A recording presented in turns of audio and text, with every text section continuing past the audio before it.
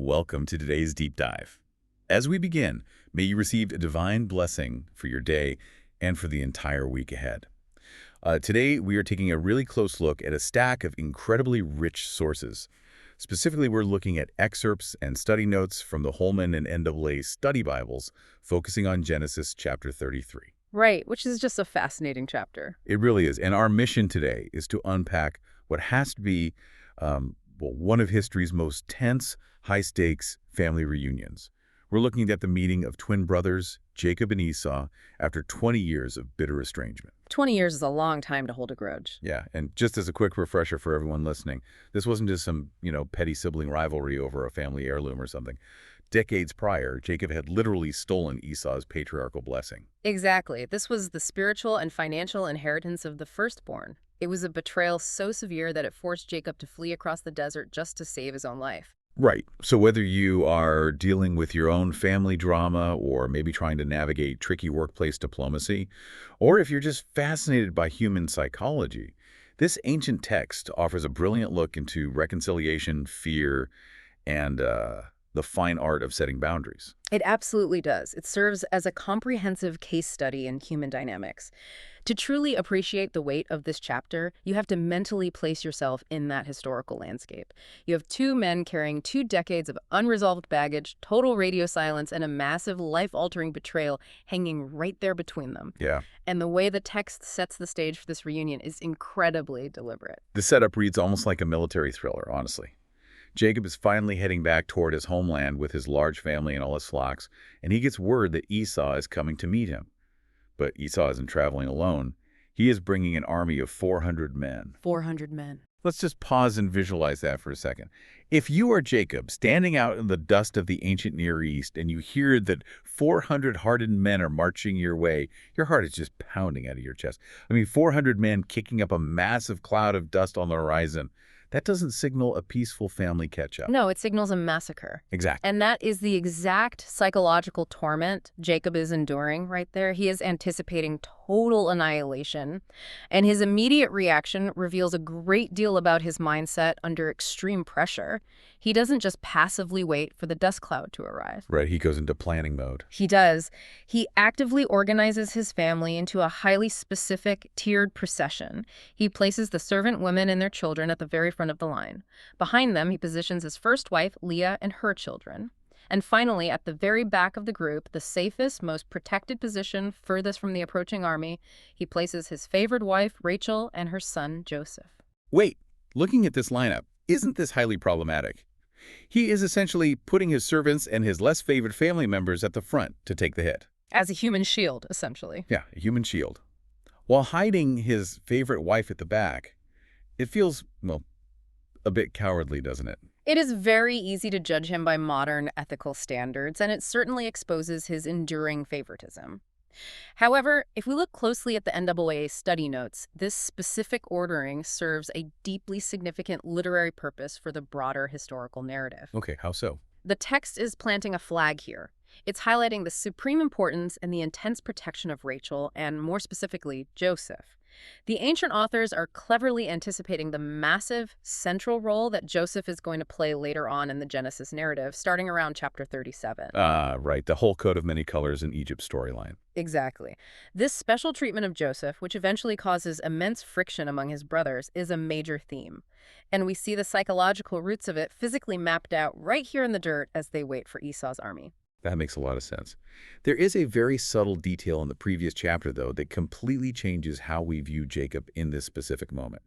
While he does set up that defensive line, the Holman study notes point out a major shift in his own physical positioning. Yes, the encounter at Peniel. Right, because throughout the preceding chapters, Jacob had this habit of hiding behind his family or using his wealth as a buffer. But right before this reunion, back in chapter 32, Jacob has a profound, agonizing encounter in a place called Peniel, where he literally wrestles to the night with the divine being, with God. A physically grueling experience that leaves him with a permanent limp. Exactly. And after surviving that, the text tells us Jacob steps to the very front of the group. He walks past the servants, he walks past Leah, past everyone, and assumes the vanguard position. He chooses to face Esau first. It is a striking visual of a man who has finally accepted the mantle of leadership. He is no longer the trickster hiding in the tents. He is the patriarch placing himself between the threat and his people. Yet, even as he steps up, he employs a highly calculated strategy of ancient diplomacy. The text specifies that as Jacob approaches his estranged brother, he bows down to the ground 7 distinct times. 7 times. That is a slow, agonizingly deliberate approach. You really have to imagine the heavy silence in that moment. He takes a few steps, drops entirely to the dirt, stands back up, walks a few more paces, and drops to the dirt again. It paints such a vivid picture of the tension in the air. What is the cultural weight of those 7 bows? This brings up a vital point. Greeting. It was a recognized formal custom found in diplomatic letters of the era, denoting extreme respect and complete abject submission to a superior king or lord. Wow, complete submission. Yes, but there is a deep, almost ironic theological layer operating here. If you recall the divine prophecy given back in Genesis 25 before these twins were even born, the promise was that the older brother Esau would serve the younger brother Jacob. Right, the prophecy reversed the natural birth order. Exactly. Yet here, in the dust of Canaan, Jacob is deliberately and publicly playing the role of the servant. He is reversing the prophesied dynamic to de-escalate the immediate military threat. He goes so far as to explicitly call Esau my lord and refers to himself as your servant. He is pulling out every diplomatic stop to ensure his family survives the afternoon. The tension is at its absolute peak here. Jacob has bowed for the 7th time. He finally looks up, covered in dust. Esau is standing there, flanked by 400 armed men. And then we reach the climax. Esau's reaction completely subverts expectations. Completely. He doesn't draw a sword. He doesn't demand his men surround the camp. The text says Esau literally runs to meet Jacob. He embraces him, throws his arms around his neck, kisses him, and these 2 grown men, leaders of massive camps, just break down and weep. It is one of the most raw, emotionally unguarded moments in the ancient texts. The NAA materials spend considerable time highlighting the sheer spontaneity of Esau's reaction. There is a miraculous lack of animosity.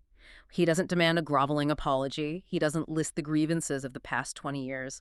In fact, our research notes draw a very poignant parallel here that deserves some deep reflection. I would love to hear that. They compare Esau's spontaneous run and embrace to the father running to his prodigal son in Jesus' famous parable in the Gospel of Luke. Let's unpack that comparison a bit more, because the imagery in both stories is so striking. You think about the cultural weight of an ancient patriarch running. It is profound. In that society, wealthy, dignified men did not run. It was considered undignified. It required pulling up your heavy robes and exposing your legs. Right, it was culturally shameful. Precisely. The father in the prodigal son story abandons his societal dignity, exposing himself to the judgment of his community simply to reach his broken son as quickly as possible. The scholars suggest Esau is doing something remarkably similar here. He abandons his posture as a military commander. He leaves his 400 armed men standing there, likely baffled, while he sprints across the gap to throw his arms around the brother who ruined his life. It is the pure energy of unmerited grace and completely unconditional welcoming. It's a physical dropping of weapons. That is a great way to put it. That imagery of the baffled army watching their commander just collapse in tears is incredibly powerful. The relief Jacob must have felt in that moment, realizing he wasn't going to die, is unimaginable. Yeah. But Jacob still feels the need to make things officially, tangibly right. Before this meeting, he had sent massive waves of livestock ahead of him as a gift. Esau points to them and asks, "What's the meaning of all these flocks I met?" And Jacob explains it's to find favor in his sight. Right. Esau initially refuses, saying, "I already have plenty, my brother. Keep what you have." But Jacob absolutely insists, and in his insistence, he delivers a line that is incredibly profound. He says, "Seeing your face is like seeing the face of God." That specific phrase carries an immense amount of theological weight. To understand it, we have to look back at the wrestling match we mentioned earlier. As the NAA notes point out, Jacob had just encountered the divine at a place he named Peniel. In Hebrew, Peniel literally translates to the face of God. The face of God. Okay. Yes. Jacob survived seeing God's face in the dark, a terrifying moment where he ultimately received divine favor and an unmerited blessing despite his deep flaws. Now, mere hours later in the daylight, he looks into the face of his estranged, potentially murderous brother. Instead of the wrath he earned, he sees total grace. He is receiving human favor that perfectly mirrors the divine favor he just experienced. So how does that realization tie into the massive gift of livestock? Why is Jacob pushing so hard for Esau to take these animals when Esau is clearly a wealthy man who doesn't need them? The answer lies in the specific Hebrew phrasing Jacob uses during this exchange. Jacob urges Esau to accept his blessing. In this context, referring to a herd of goats and camels as a blessing isn't just a polite figure of speech. As the study notes reveal, this is a direct, deliberate attempt at legal and spiritual restitution. Because of the stolen birthright. Exactly. We established that decades prior, Jacob stole Esau's patriarchal blessing. By aggressively forcing Esau to accept this massive material blessing now, Jacob is trying to restore what he took. He is trying to balance the cosmic scales.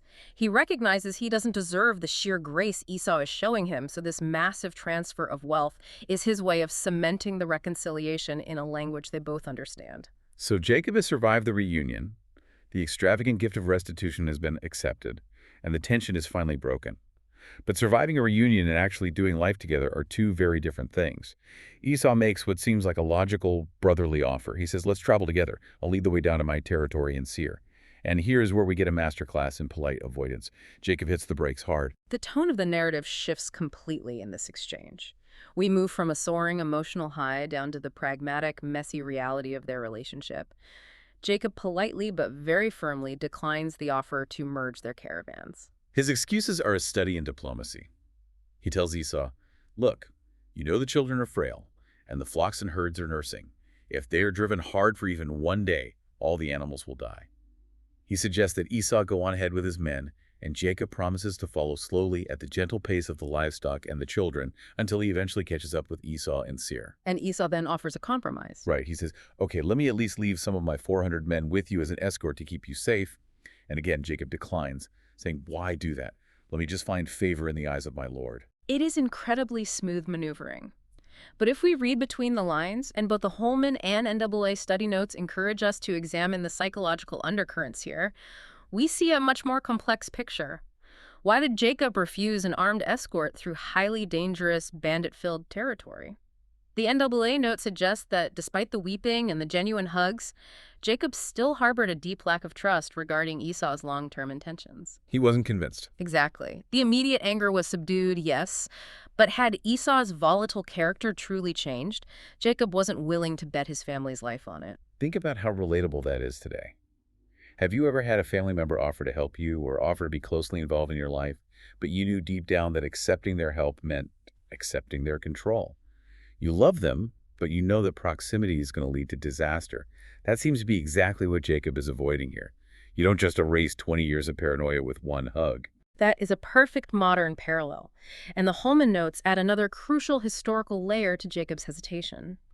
We have to consider Jacob's very recent trauma. For the past 20 years, he had been living under the thumb of his father-in-law, Laban. Oh, Laban was awful. He was a master manipulator who constantly changed Jacob's wages, controlled his movements, and effectively kept him trapped as an indentured servant.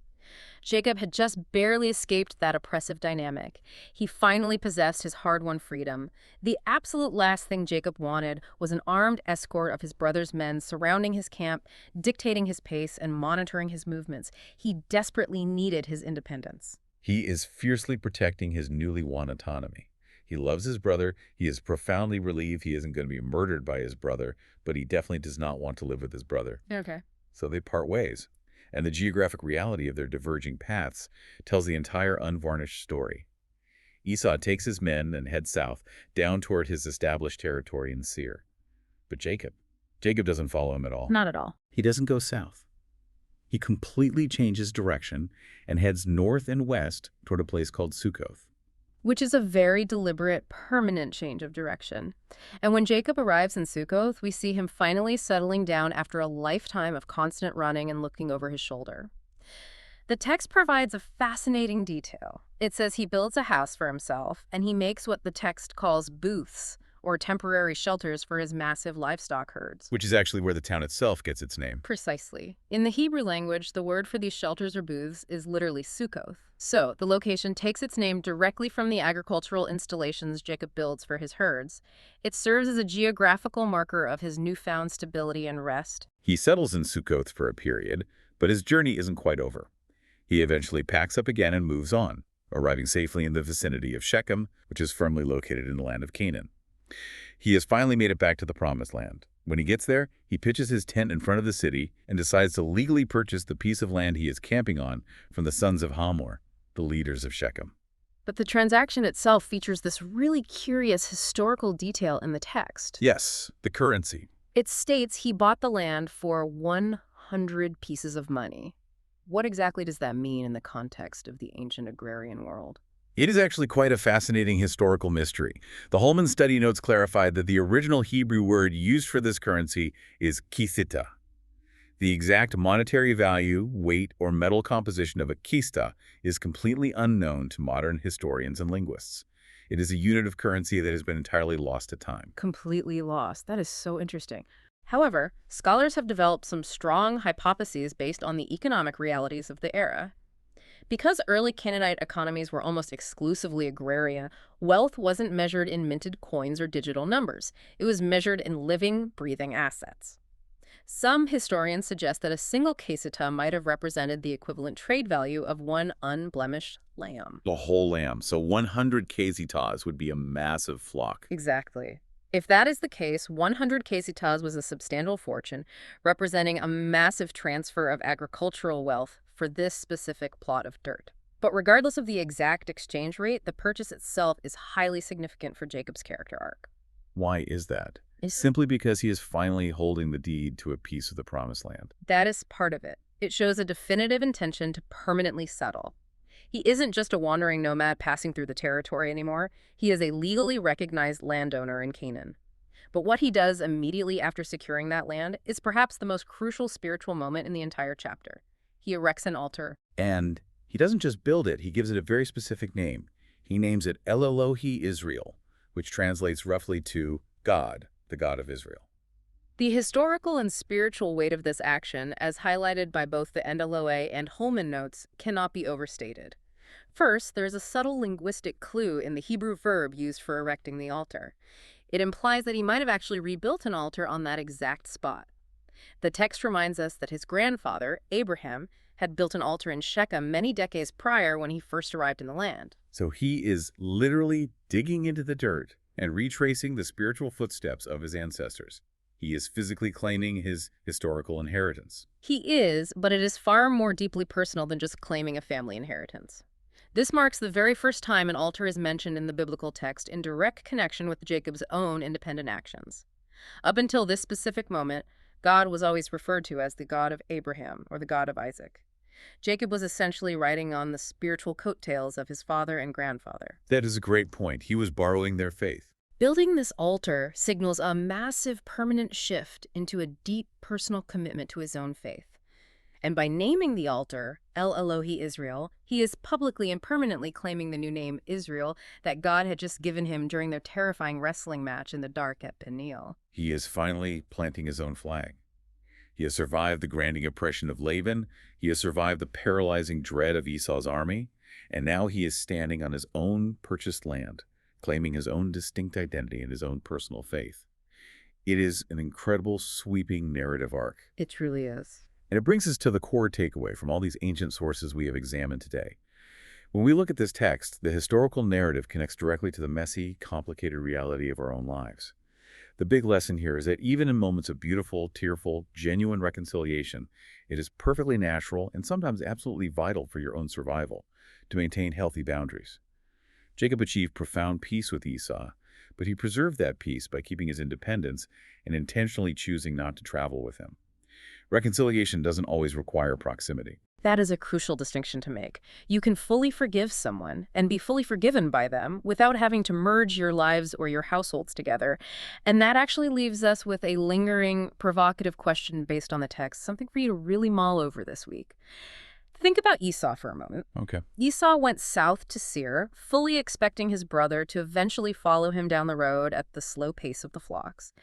Did Esau wait for him? Did he look out at the northern horizon every single day, expecting to see Jacob's tents appearing in the distance? And when did he finally realize that Jacob had absolutely no intention of ever coming? It leaves us wondering if sometimes the only way two completely different volatile forces can maintain a peaceful reconciliation is by permanently and intentionally keeping their distance. God bless all of you listeners.